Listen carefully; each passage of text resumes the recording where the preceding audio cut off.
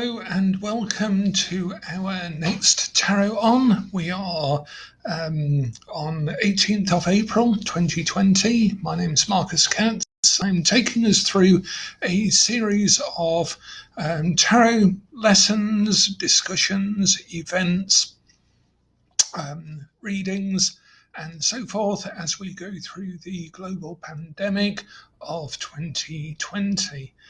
It's now April and I think about half the planet is now under some form of lockdown measure. And I think we're at least halfway through our own lockdown here in the UK. We've been given 3 more weeks of lockdown. So hopefully there is an exit strategy. That's always the hardest thing to do, is to come out of a change in a elegant and creative manner. So hello to Emma, who's made it to the live session. Hello to some well-known and well-loved names, Evelyn and Derek and Lisa and Adela. Hello from New York City. Hope you're holding in tight in New York City, where there has been an epicenter of the coronavirus. And indeed, as Tony is saying, we are now the august and distinguished Order of Hermits. So welcome one and all to the Order of Hermits.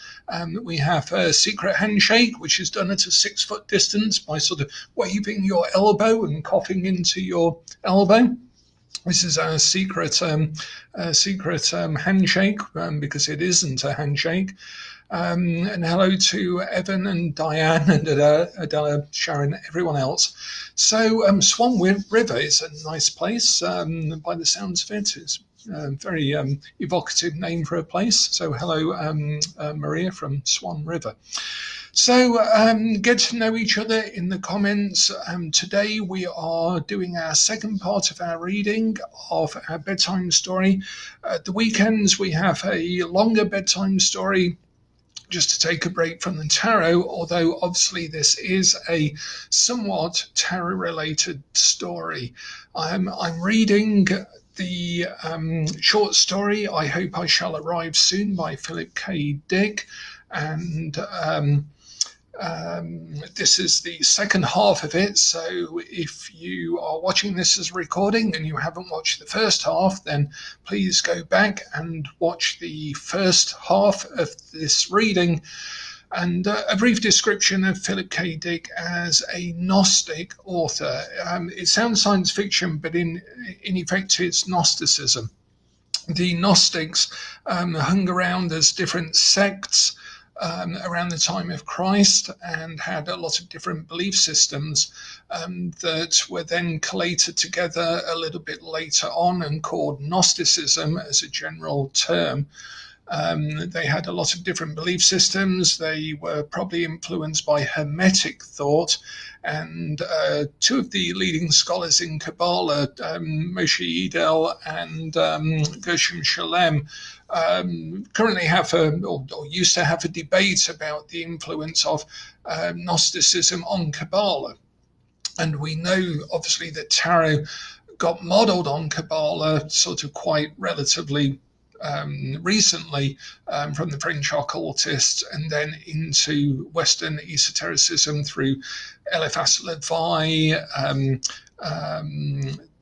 the Freemasons, the Golden Dawn, Mathers, Kenneth Mackenzie, in terms of Eliphas Levi to the Golden Dawn, and then onwards from there, the tarot has always been associated with Kabbalah and so on.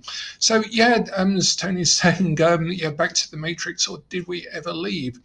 And this is a fundamental concern, really, of Philip K. Dick's stories. His story, Do Androids Dream of Electric Sheep, which was converted into the film Blade Runner, is one example of the Blade Runner, Harrison Ford's Deckard character, is he actually an android or not? And There are different short stories by Philip K. Dick that really question our reality. I was thinking about tonight's session, and I wanted to mention The Truman Show with Jim Carrey.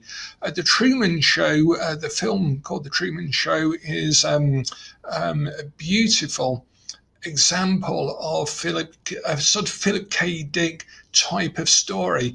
It reminds me very much of one of Philip K. Dick's stories called The Removal Men.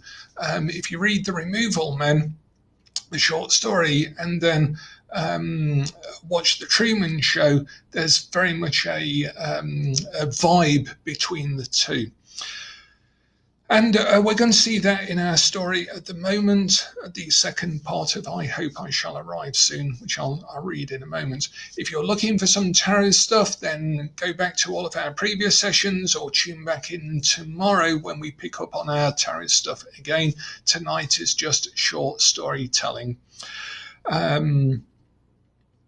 What else was I going to mention there? The Truman Show. I think there was a film or maybe an episode in a sort of Twilight Zone thing called The Removal Men, which was based on that short story, but I'm not quite sure. Okay, so if we remember our bedtime story, and just to bring this back to Kabbalah for a moment, we're talking mainly here about Malkuth and Yesod on the Tree of Life. All of these concerns about what is real and how we represent and model and map the world around us and what is really going on underneath it is only a concern to the initiate of the Tree of Life as they go from Malkuth to Yesod on the tree. So it's a very almost like a low level, but nonetheless very important and very pernicious part of our training to understand what is experientially real and what is represented to us. So, and Sarah, maybe you can share some of her story with the remarkable synchronicity to the Philip K. Dick story, perhaps in the Facebook group. And hello to Michael, who's joined us as well. So, if you recall from our story, we had Victor Cummings stuck awake or conscious in the last part of cryonic suspension on a starship that was about a century into its journey and had literally 10 years left to arrive at the planet to dethaw all of the colonists that were held in suspended animation. And Victor Cummings had awoken in this cryonic suspension. The ship was able to communicate directly to his mind and tell him that he was going to go mad if he was allowed to stay in that state for 10 solid years. And anyone who has been into one of those isolation, what do they call, like baths, pods, will know what that's like. I had half an hour in an isolation tank several years ago, and then a few years after that I had an hour in an isolation tank, and it was totally different to the half an hour. 1 hour in an isolation tank is quite something. The half an hour seems okay-ish, but 1 hour your brain does start to do rather bizarre things. So poor Victor Cummings is about to face 10 years of this. The Starship has managed to use his own memories in order to generate scenes from his memory, but each time his unconscious has somehow undone the memory, particularly through things like neuroses, guilt, shame, and all of these other, shall we say, attachments that Victor Cummings has built up over his adult life. And so the ship is despairing as to what it can do. And we pick the story up. I'm just going to overlap as we finished from yesterday with Cummings explaining to the ship that he's sorry. Again, he's showing remorse and guilt to the ship, even though it's not his fault. And the ship comes up with a new idea, which takes us into the second half of our story. Okay, so here we go. So this is the second part of I Hope I Shall Arrive Soon by Philip K. Dick. I'm sorry, Cummings said. I didn't mean to foul up those retrievals. You did a good job, but Just a moment, the ship said. I'm not equipped to do psychiatric reconstruction of you. I'm a simple mechanism, that's all. What is it that you want? Where do you want to be and what do you want to be doing?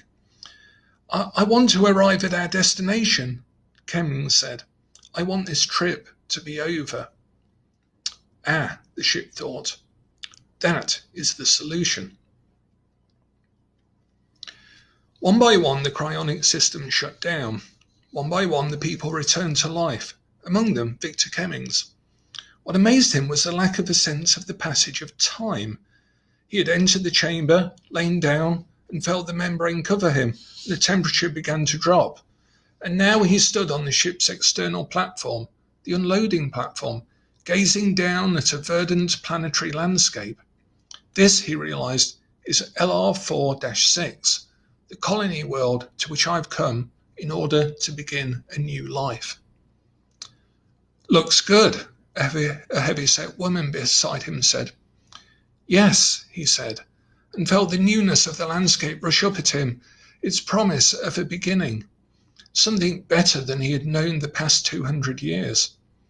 I am a fresh person in a fresh world, he thought, and he felt glad. Colours raced at him like those of a child's semi-animate kit. St. Elmo's fire, he realised. That's right, there is a great deal of ionisation in this planet's atmosphere, a free light show, such as they had back in the 20th century. Mr. Cummings, a voice said. An elderly man had come up beside him to speak to him. Did you dream? During the suspension, Cummings said. No, not that I can remember. I think I dreamed, the elderly man said. Would you take my arm on the descent ramp? I feel unsteady. The air seems thin. Do you find it thin? Don't be afraid, Cummings said to him. He took the elderly man's arm.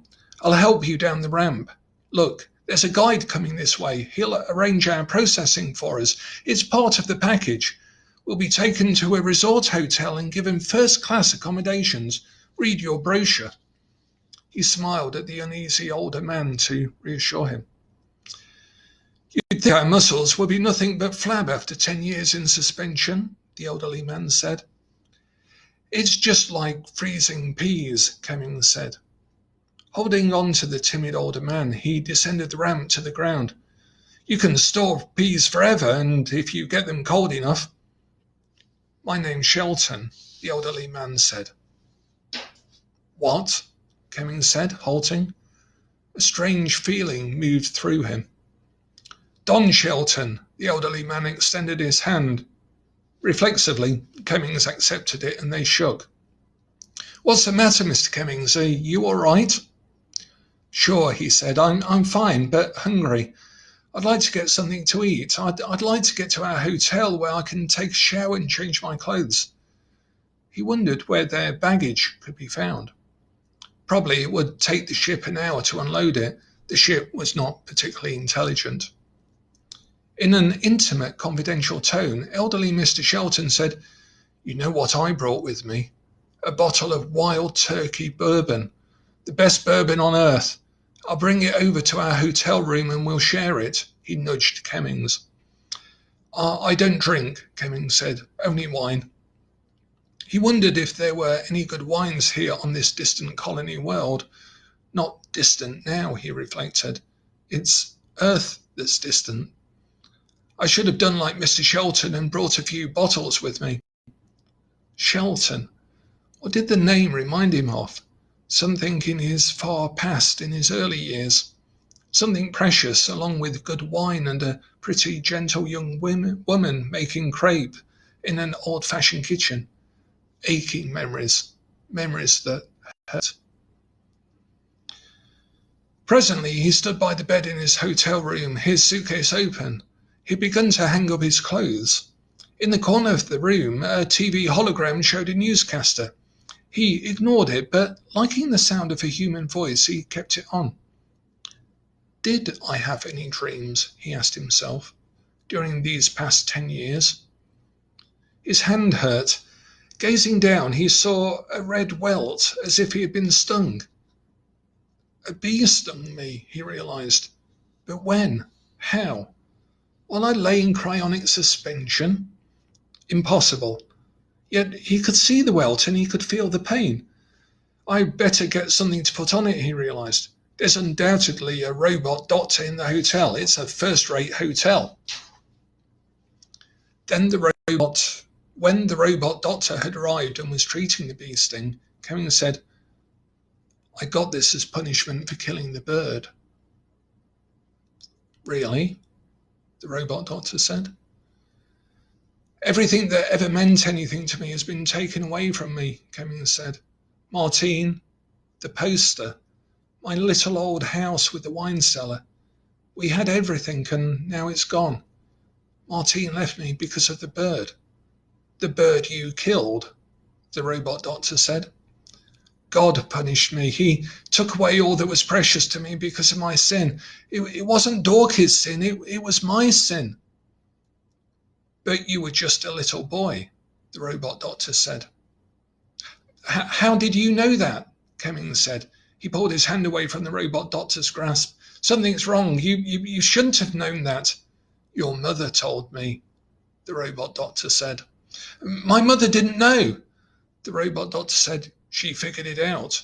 There was no way the cat could have reached the bird without your help. So, all the time I was growing up she knew, but she never said anything. You can forget about it, the robot doctor said. Cummings said, I don't think you exist. There is no possible way that you could know these things. I'm still in cryonic suspension and the ship is still feeding me my own buried memories, so I won't become psychotic from sensory deprivation. You could hardly have a memory of completing the trip. Wish fulfillment, then. It's the same thing. I'll prove it to you. Do you have a screwdriver? Why? Cummings said. I'll remove the back of the TV set and you'll see there's nothing inside it. No components, no parts, no chassis, nothing. I don't have a screwdriver. A small knife, then. I can see one in your surgical supply bag. Bending, Cummings lifted up a small scalpel. This will do. If I show you, will you believe me? If there's nothing inside the TV cabinet. Squatting down, Cummings removed the screws holding the back panel of the TV set in place. The panels came loose and he set it down on the floor. There was nothing inside the TV cabinet. And yet the colour hologram continued to fill a quarter of the hotel room, and the voice of the newscaster issued forth from his three-dimensional image. Admit you're the ship, Cummings said to the robot doctor. Oh dear, the robot doctor said. Oh dear, the ship said to itself, and I've got almost 10 years of this lying ahead of me. He is hopelessly contaminating his experiences with childhood guilt. He imagines that his wife left him because when he was 4 years old, he helped a cat catch a bird. The only solution would be for Martine to return to him, but how am I going to arrange that? She may not still be alive.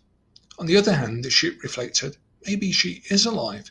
Maybe she could be induced to do something to save her former husband's sanity. People, by and large, have very positive traits, the ship thought.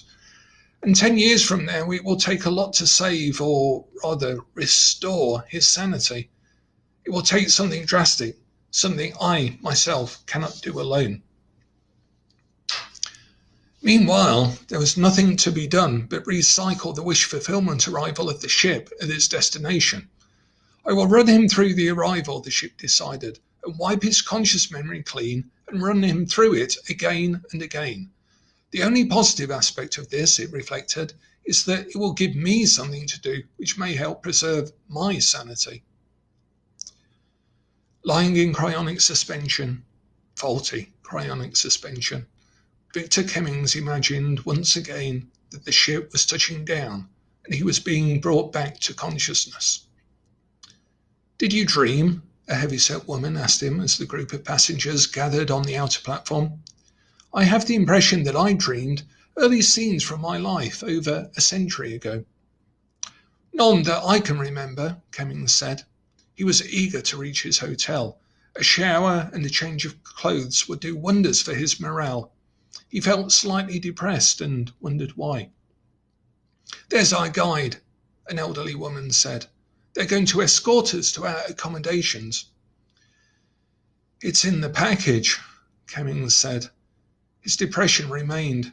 The others seemed so spirited, so full of life, but over him only a weariness lay, a weighing down sensation, as if the gravity of this colony planet were too much for him. Maybe that's it, he said to himself. But according to the brochure, the gravity here matched Earth's. That was one of the attractions. Puzzled, he made his way slowly down the ramp, step by step, holding onto the rail. I don't really deserve a new chance at life anyhow, he realized. I'm just going through the motions.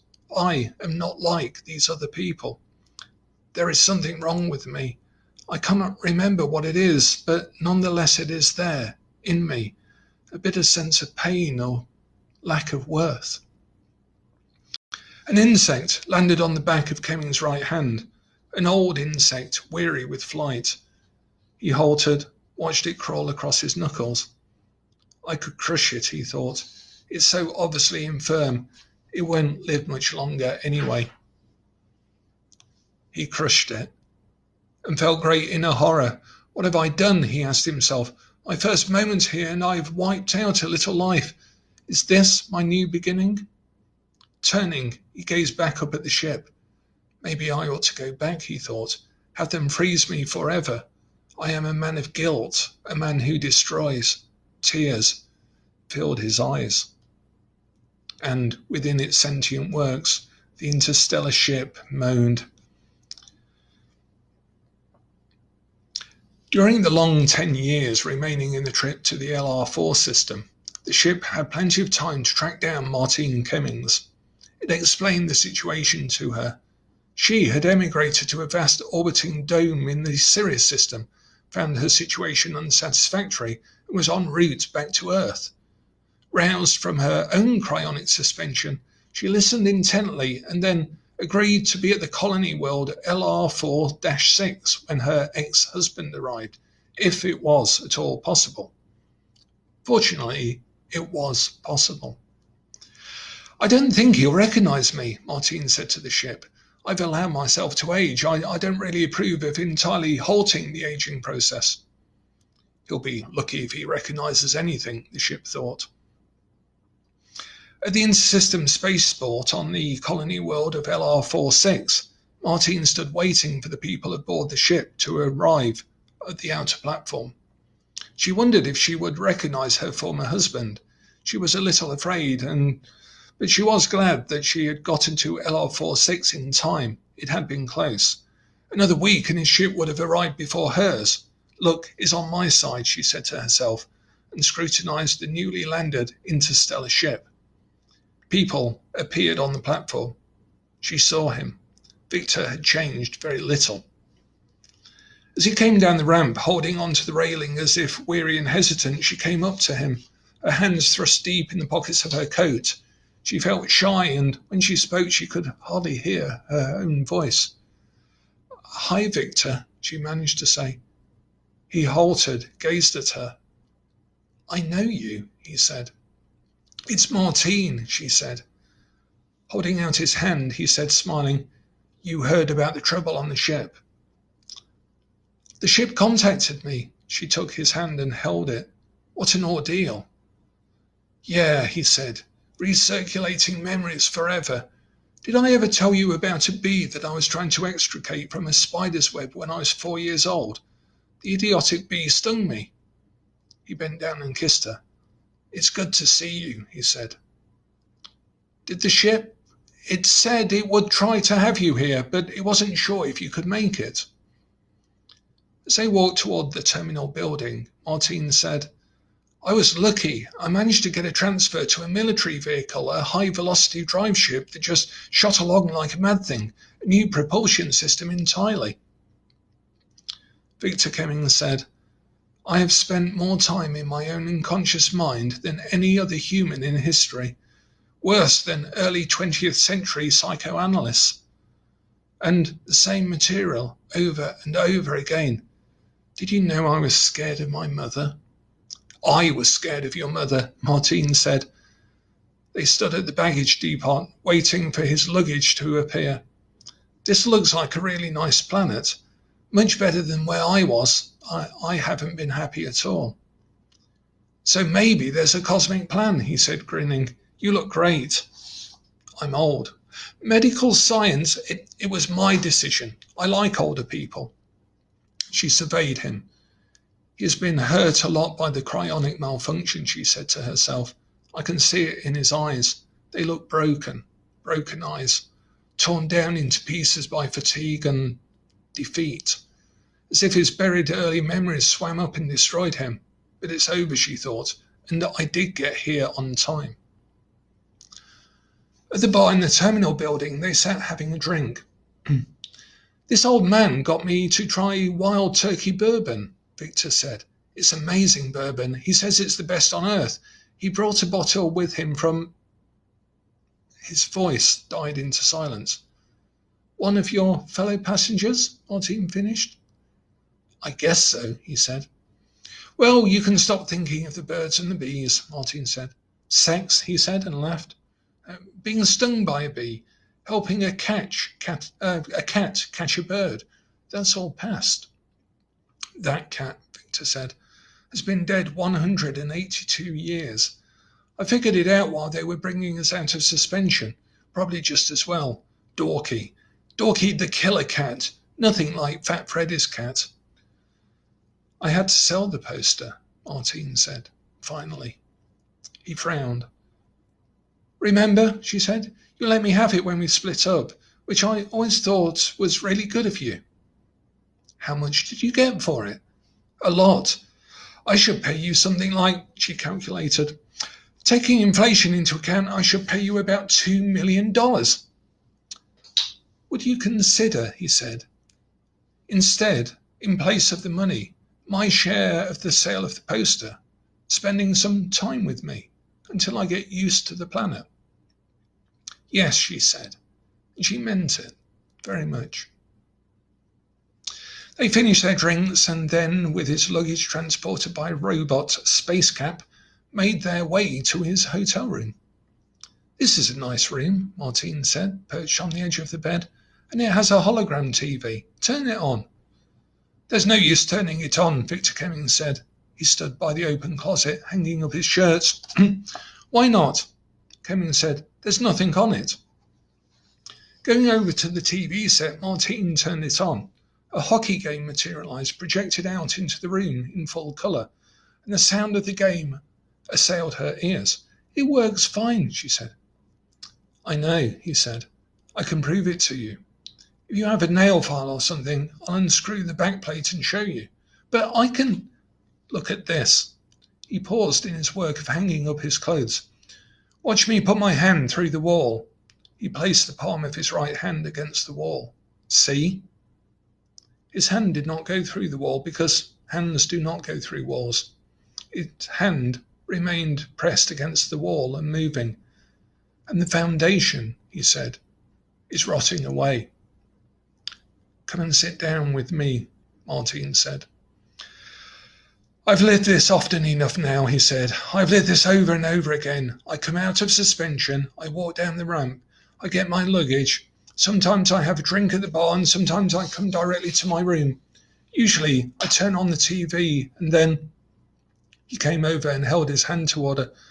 See where the bee stung me? She saw no mark on his hand. She took his hand and held it. There is no bee sting, she said. And when the robot doctor comes, I borrow a tool from him and take off the backplate of the TV set to prove to him that it has no chassis, no components in it, and then the ship starts me over again. Victor, she said, look at your hand. This is the first time you've been here, though, he said. Sit down, she said. Okay. He seated himself on the bed beside her, but not too close to her. When you sit closer to me, she said. It makes me too sad, he said, remembering you.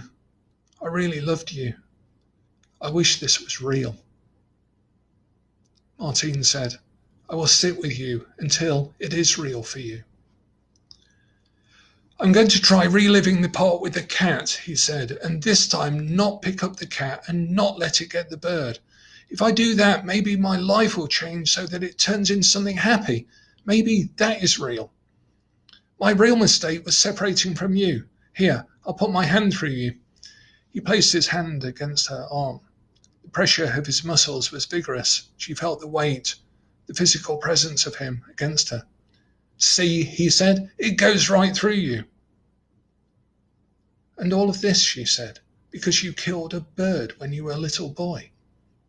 No, he said, all of this because of a failure in the temperature regulating assembly aboard the ship. I'm not down to the proper temperature. There's just enough warmth left in my brain cells to permit cerebral activity. He stood up then, stretched, smiled at her. Shall we go and get some dinner? He asked. She said, I'm sorry, I'm not hungry. I am. I'm going to have some of the local seafood. The brochure says it's terrific. Come along anyway. Maybe when you see the food and smell it, you'll change your mind. Gathering up her coat and purse, she came with him. This is a beautiful little planet, he said. I've explored it dozens of times. I know it thoroughly. We should stop downstairs at the pharmacy for some Bactine, though, for my hand. It's beginning to swell and it hurts like hell. He showed her his hand. It hurts more this time than ever before. Do you want me to come back to you? Martine said. Are you serious? Yes, she said. I'll stay with you as long as you want. I agree, we should have never separated. Victor Cummings said, the poster is torn. What? She said. We should have framed it, he said.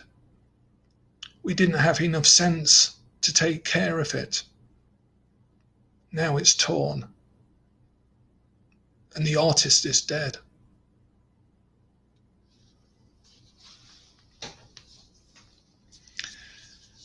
That was a reading of the second part of I Hope I Shall Arrive Soon by Philip K. Dick, one of his slightly lesser known but nonetheless very influential short stories, taking a very Gnostic theme.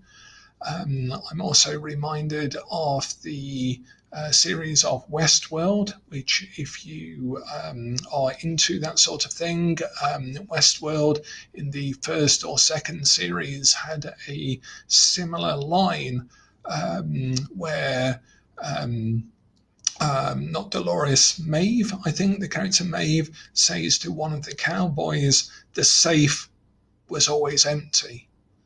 So if you watch Westworld and are reminded of a Philip K. Dick novel, there is good reason for that. There is a lot of resonance between the ideas of reality, artificial intelligence, our own sense of reality, and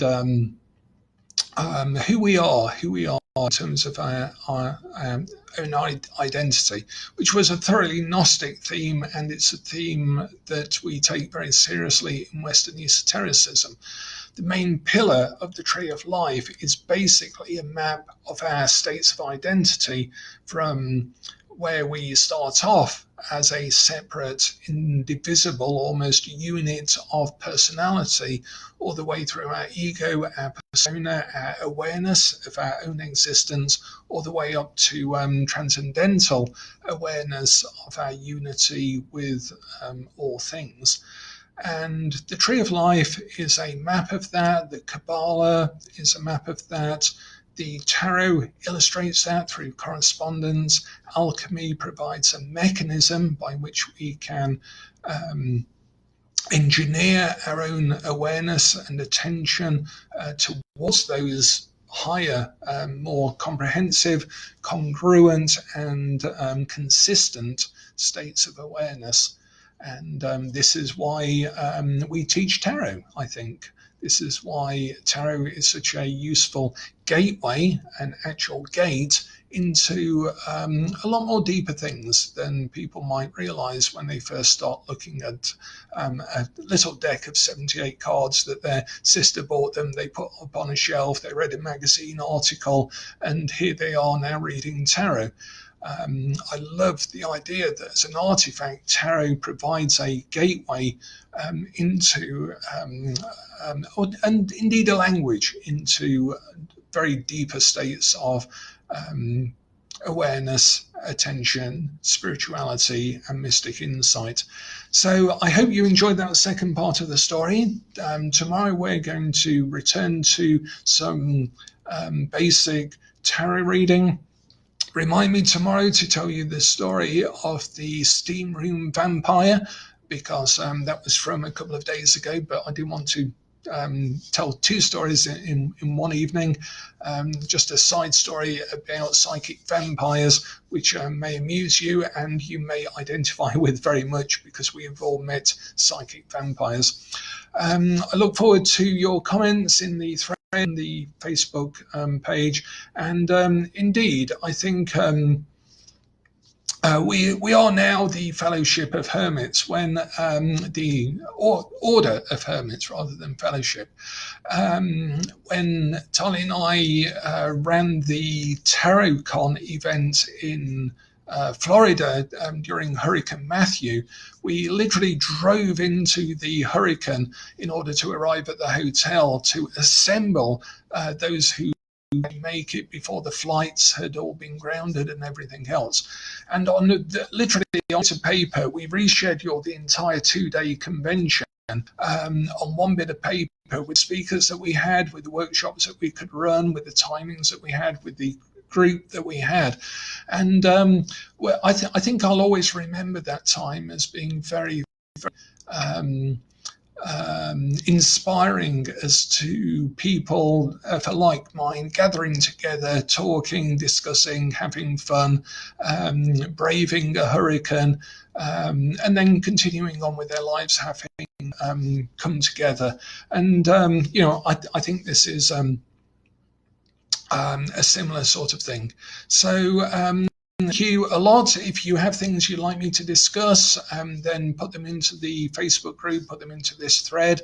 And if you'd like to add your own thoughts and feelings at this time, then please do so that we can gather around this virtual campfire at every stage of our caravan as we move through these plains of lockdown here as the Order of Hermits, all heading the same way. My cards for today were actually this nice grouping of depth and connection, and I love the idea that it looks like they're all sort of following this one little thing that is behind this thing here, and we connect to the depths without ever truly seeing them. And I think that's an important statement and picture of faith as well. So let us continue to connect to the deep and look after each other. And I'll see you all tomorrow at the same time. Okay, good night and bye for now.